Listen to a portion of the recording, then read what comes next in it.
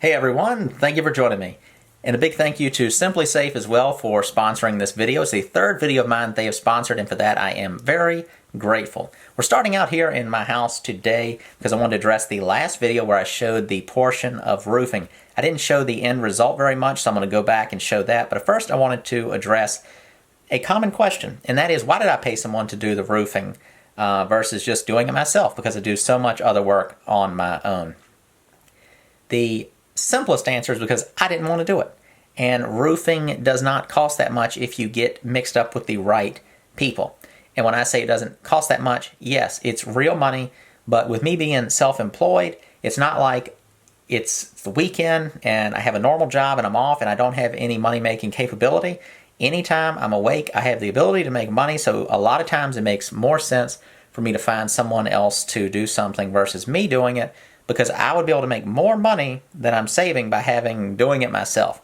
And that is just one of those things. You have to kind of decide what the value of your time is and your ability in whatever it is that you would be doing. I am better at making and selling tables or doing other things on that house than I am as a roofer. Roofing is also dangerous work, and it would take me a long time, so it's a lot of exposure of being up on the roof versus paying someone else to come do it. They are used to doing it. They all have insurance through the company they work for and all that. I also only paid $1,050 to have all those people come and do that job. So I paid about, I think, $1,200 to $1,300 for materials and then $1,050 for the labor. So let's just say $2,500 total for that roof job. I did previously do a lot of work on the roof, replacing the sheathing and doing some different things to the overhangs. But still, for the nail down, it was completely worth it for me, and they did the entire job. They came and left within 4 hours. The actual roofing, nailing down of the shingles and the flashing, they did it in 3 hours.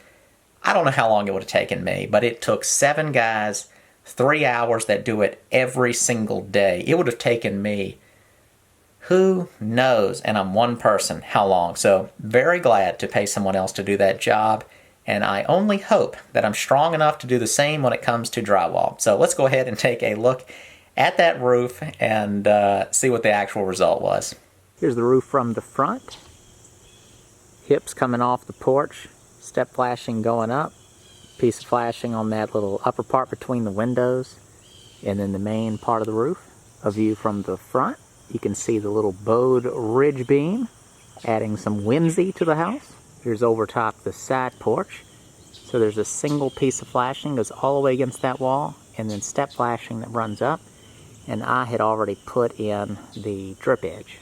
Another detail that I was careful to kind of point out to them was this little spot right here. So there's a few pieces of step flashing where this roof dives into the side of that roof. Right here is the other side where it's the same issue. Here's a view from the second floor at the house at the end of the street, which is the next house I'll be renovating. You can see the two ridges, the valleys they create, as well as the little roof on the room that sticks off the back at the basement level. Here's the shingles that I used, a Certainteed brand. I assume Landmark is the model. It's algae resistant. This is an architectural shingle in moire black, so it's probably all of the info you need if you like these. And it's an architectural shingle versus a 3-tab shingle. So that's 3-tab. You see the 3 tabs, that's the bottom. The architectural has more of a dimension to it. Here is the little room that comes off the back of the house. Closer look at what those shingles look like. You can see the texture versus how flat a 3-tab shingle roof looks. And I'm not going to go up on the main part of the roof. I don't want to do anything at risk damaging the shingles, so I'm just kind of peeking out of the back window. Here's how they flash it. They use some thick aluminum painted black. On one side, I believe it's painted brown. On the other side, it's got a little break on the front edge there. You can see where it goes tight to the shingles, and then it's folded to where it goes up behind the siding, and then over top of the fasteners they put some sort of high quality sealant. The next thing I'm going to show you is framing this wall underneath the steps that go upstairs. I actually already did this before I did the ceiling in this room, but forgot to include it. In this part of the video, I'm going to repeat some things that I've already said in the past. Just bear with me, I talk a lot, it happens. Down in the basement, here's the staircase, there's the opening. This is a doubled up 2x6 that all these other joists, floor joists hang on, it's got a little bit of a sag in it. So right now I've got this 4x4 on the bottle jack, and I've got that pushed up straight, and I've measured to make a cut. I recently got some Milwaukee battery stuff. That's the Sawzall over here. Works great. And then I just bought the circular saw, and I'm really liking them not having to be plugged into a cord. Also, they're very strong. Big time noticeable in this. This is the Milwaukee Super Sawzall. This is the M18 Fuel. So I don't know if they do make a sort of a, it's not really a worm drive, but they make a worm drive style saw just in its orientation. But this is just your regular one, but the fuel version. So set up to see how good it makes a cut. It's a treated 4x4 and it's still really wet, so it's not a difficult cut. But let's see. It's nice because it's got lights on it too, so it makes cutting stuff in the dark easy.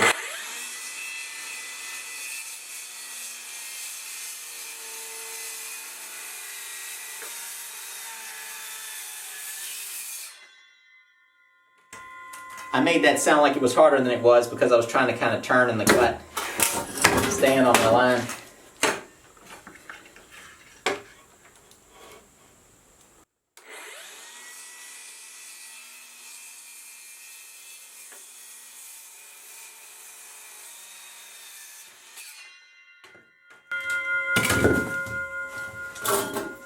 I've been using this saw a lot in place of my miter saw, and that has been very handy to not have to carry the miter saw around. I just make cuts. I've also, you can stick a speed square right here.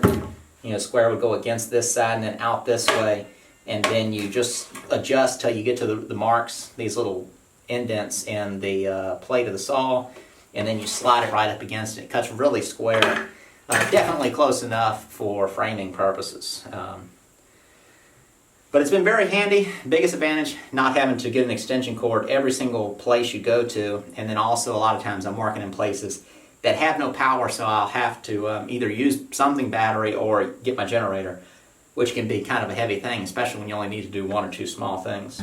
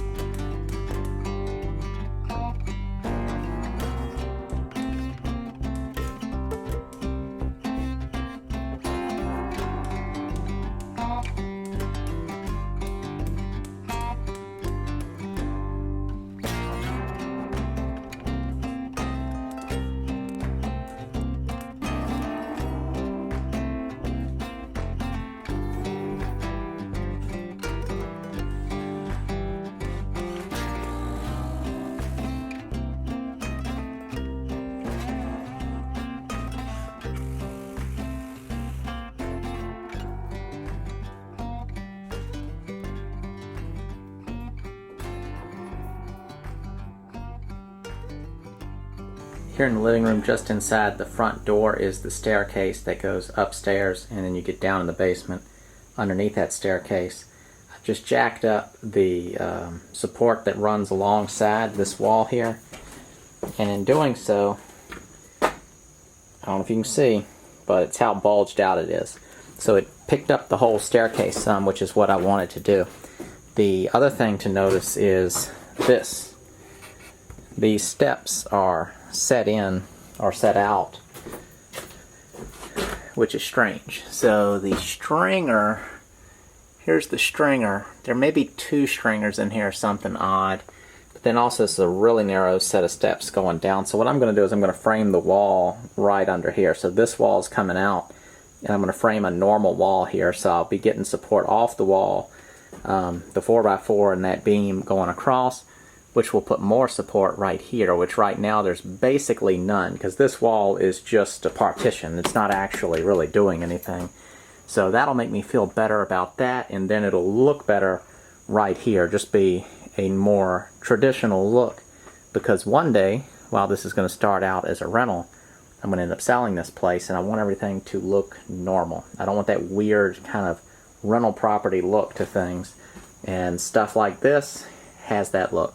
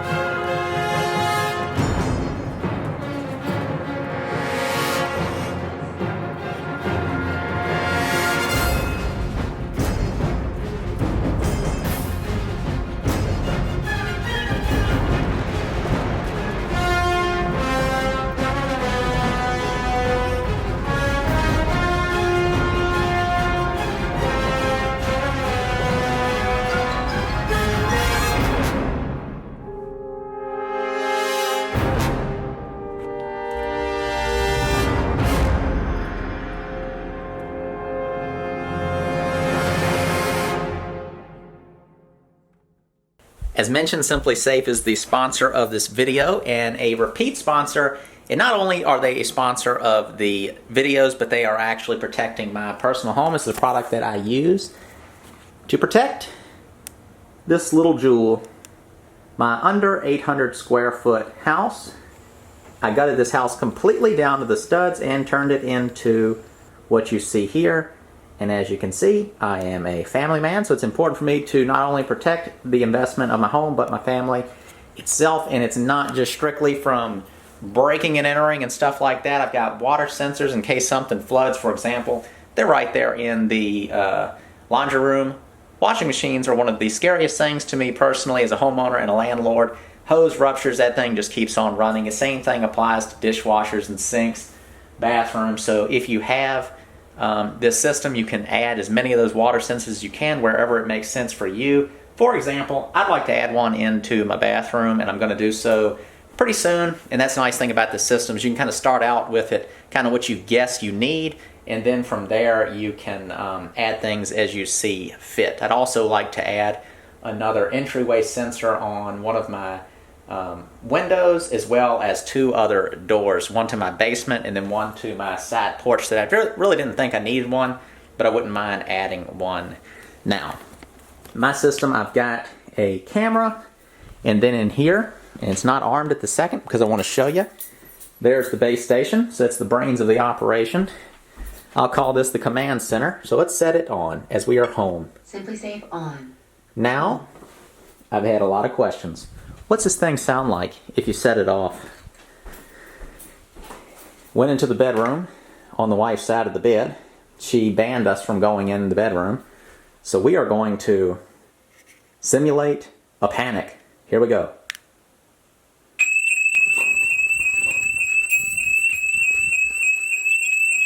Alarm off. Woo! Close call. But that's what it sounds like. Another cool thing.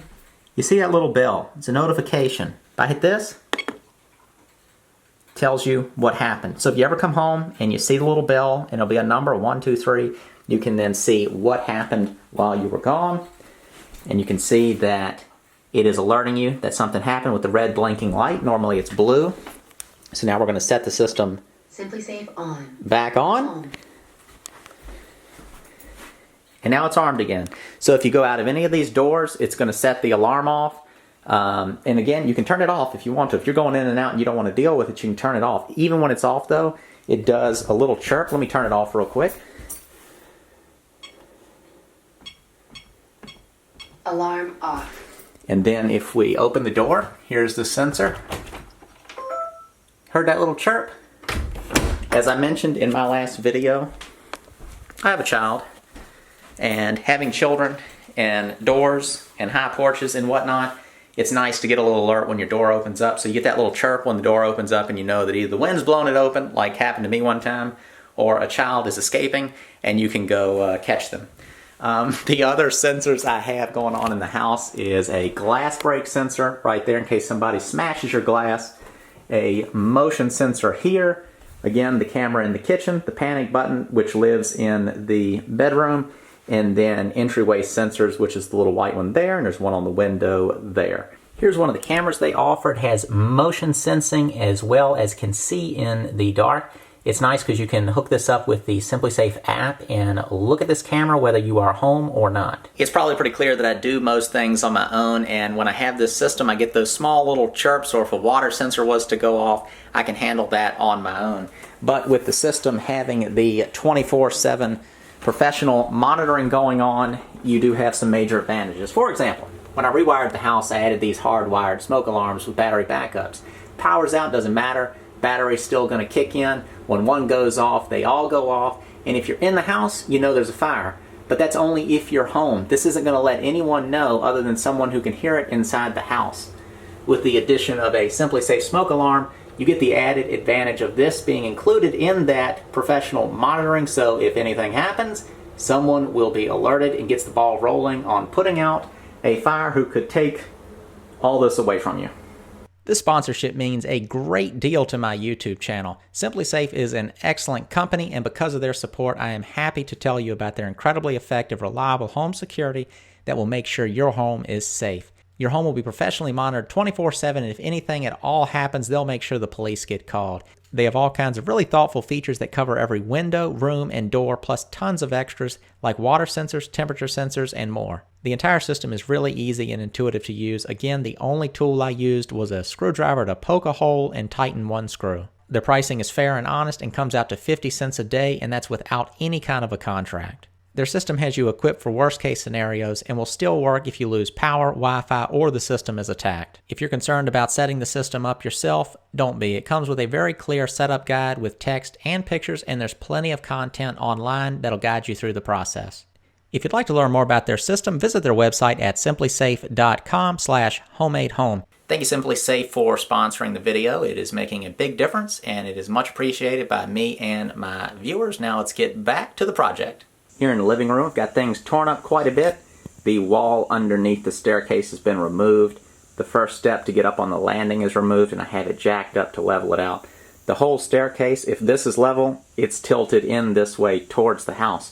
So when you're walking up the staircase, it feels like it's leaning to the left, because it is. The whole floor kind of sinks in right here, and it's not all due to like settling and stuff. It's just due to it not being built straight in the first place, really. That's just the way it is when you're dealing with houses of this age. The original structure of this house, there's no telling how old it is. It is old. And even then, it was built out of reclaimed wood at that time. All this wood in the original part of the structure has older nail holes and nails that are all in the sides of all of these studs. So that was all used previously before it was even built in this house, probably 100 years ago or more. Could have been 120 years ago. My guess is around 1900 is when the original structure was built. So the staircase, the wall's been removed underneath, and all that wall was just separating, wasn't holding anything up. Let me show you how poorly this staircase is attached up top. So this piece right here is called a stringer, and all it is toenailed up into this 2x6. So it's securely attached to the wall with big long nails into the framing, and of course that's on a load-bearing wall. Goes straight to the foundation, but on this side of the staircase, it is simply attached with this very tip of the stringer on a single 2x6 that's only nailed off into this joist right here. So that needs to be improved. I'm not going to probably get in there and double that up, although I could insert some 2x6s there and just kind of nail into this good, and then that'll give me more beef to nail in here. I'm probably going to put some sort of a angled bracket here with lag bolts going into it. And then this will be the thing that really secures it, is this oddly gapped right here. And I'm sure this has something to do with some alteration that was made on this house at some point. I'm going to build a 2x4 wall that goes in this space, because it's about 4 inches down to the ground. So then I'll bolt the stringer, or screw the stringer, nail the stringer off to that wall, and then I'll probably put a 2x4 under the stringer on the wall as well. Then that wall will drop right down here, which is right on a load-bearing beam with some posts in the basement. So we're going to see how that goes. I'm also going to need to do something over here to kind of hold this landing up. I know a lot of people look at this. You got people from different countries that talk about how everything's built with rocks and bricks, but this house was not. This house has to be repaired. So I have to repair it as it is. There's only a certain amount of rebuilding that you can do before you have just gone way too far. And as you know, I already go pretty far on these houses, so that's why I'm not just tearing out the whole staircase. All the components are here. I just need to kind of straighten things up and beef them up at the same time.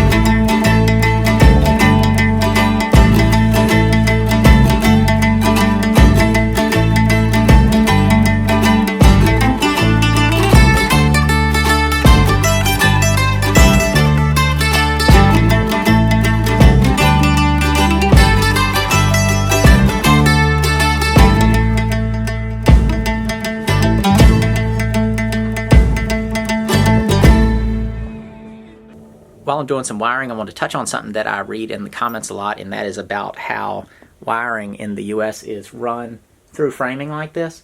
So all of our houses in the United States are framed out of wood, and our wiring just goes through holes, and then we attach it to the sides of our wooden joists. So to do so, I guess one thing to mention too is in a lot of other countries they run everything through protective conduit, which 100% protects everything from anything ever happening. But here we just kind of wing it, and then you got to keep in mind it's sandwiched between floors and in insulation, behind the drywall and all that kind of stuff, so not really much can happen to it. You just want to make sure that you don't use too long of nails or screws when you're hanging your pictures on your wall. But when it comes to attaching wires to the joist, we use these little things. These are the least expensive ones you can buy. They're the best, mainly because how cheap they are. You get big boxes of them, and you could do a lot of houses with just one box. They make these with a little like protective plastic piece that's curved to fit the shape of the wire. They say it's to where you don't go into the wire too much, but I think it makes it kind of hard to know when to stop. With these, they're metal, so they're conductive, so you can hammer them in until this part of the staple kind of really bites into the wire. So you just stack all your wires, basically as many as you can fit in here, hammer it really hard, that part bites into the wire, and it'll start to kind of glow a dull red, and sometimes it'll even spark a little bit. And so that's when you stop, and then you stick a screwdriver up behind it, and you just pry it out just a little bit, and that's sort of your sweet spot. Give it a second, and then touch it, see if it's cooled down, and then from there you can move on to the next one. And I think the code on it is you want to put one of these about every 20 feet, to at least 20 feet close to a lighter receptacle. And then if you have a long run of wire, you want to put one in the middle, so, at least one. And that just kind of holds it up in place until you put the drywall, and then the drywall will hold the rest of it in.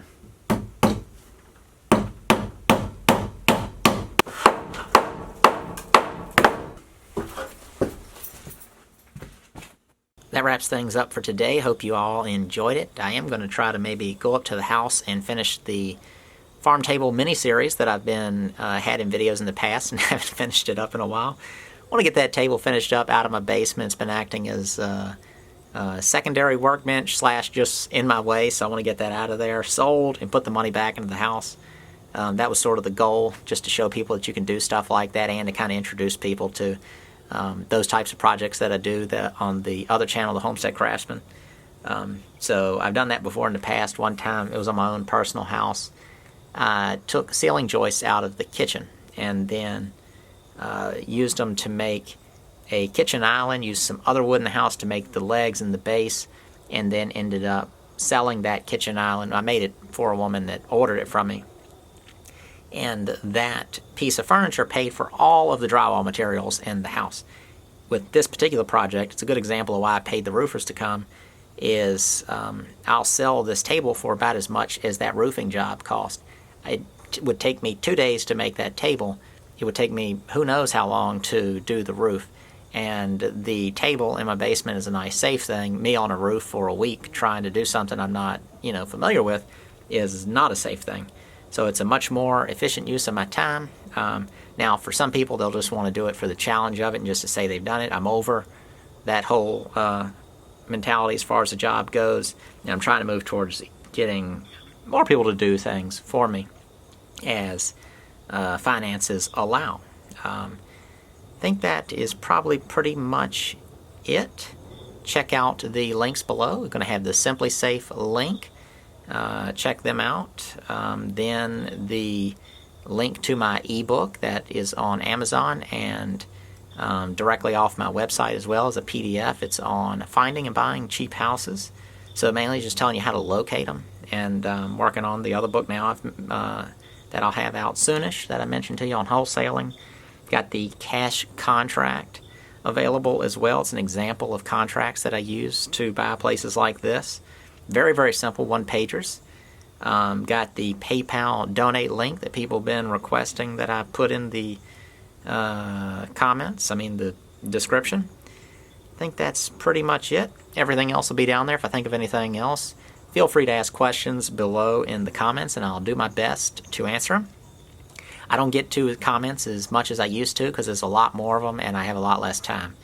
But I do my best. I do read through them and appreciate them all. So keep them coming.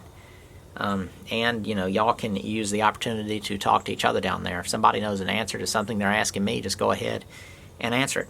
I can see that being a little funny at the same time. But Thank you all for watching, and I'll see you in the next video.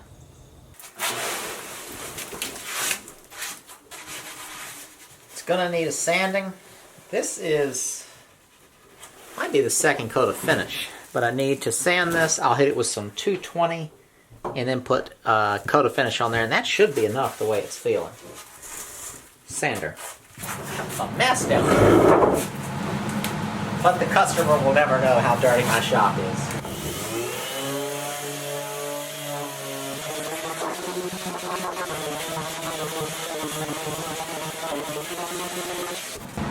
So that's sanded up pretty good. From here you kind of feel a little bit of stuff from the sanding process. You at least want to kind of dust it off with a brush before you put your finish on there, especially if it's your last coat of finish.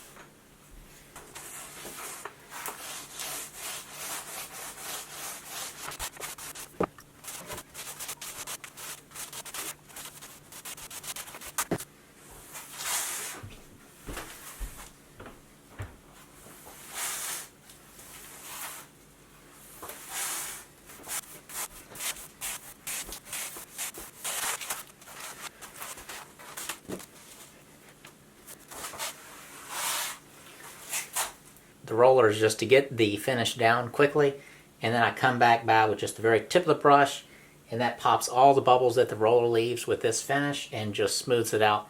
If you do all that quick enough and maintain the whole surface being wet, it'll self-level out very nicely. This particular finish, water-based finish, is Minwax polyacrylic. If it's really hot, it can be a little difficult to use it if it dries really quick. But right now I'm in my basement. It's cool outside and it's cool in the basement. So I'm able to get a pretty smooth finish and do so very quickly, and it will dry really fast and without a lot of fumes. I get the top off the base just a little bit with the Painter's Pyramids. They sell these in, I think, 10 packs at Lowe's for, I'm not sure how much, but they're worth it.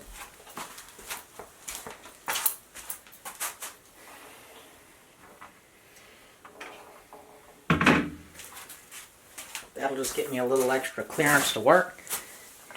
And I'll do a coat of the same finish, but I'm going to put it in this cup and I'm going to water it down a little bit. The reason I'm going to water it down a little bit is I just want it to go into the surface more in this case. I don't want the base to be too shiny, and I'm going to put 2 coats on the base, sanding in between them, because the first coat is just going to act as a sanding sealer basically. It's a water-based finish, so it's going to raise the grain no matter how smooth I get it. So I'll put the finish on, cut the finish back with some sandpaper, and then put the final coat of finish, and both coats will be a watered down version of the polyacrylic. And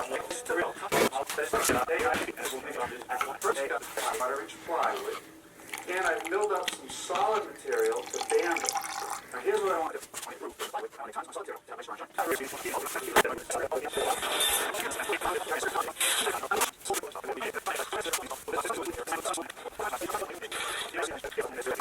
I thought I was going to be able to finish this table up tonight, but I'm not going to, so I'm going to wrap up this project, get to editing the video, and finish this up tomorrow, sanding it and doing any other last little minute details, and I promise it'll be done in the next video.